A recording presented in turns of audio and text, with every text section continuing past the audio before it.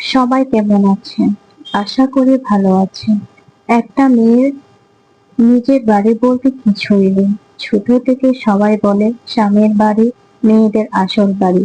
আর সেই মতো একটা মেয়েকে বড় করে রাজকন্যার মতো, হোক গরিব ঘরে বা ধনী।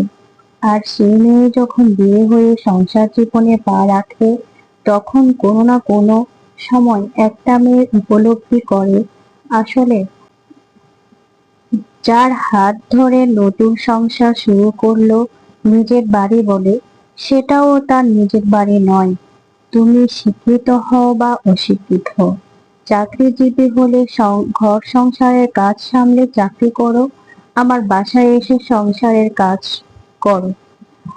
আবার চাকরিজীবী না হলেও সংসারে যতই কাজ করো না কেন, দিন শেষে শুনতে হবে সারাদিন বাসায় কি এমন করো, শুধু রান্না ছাড়া।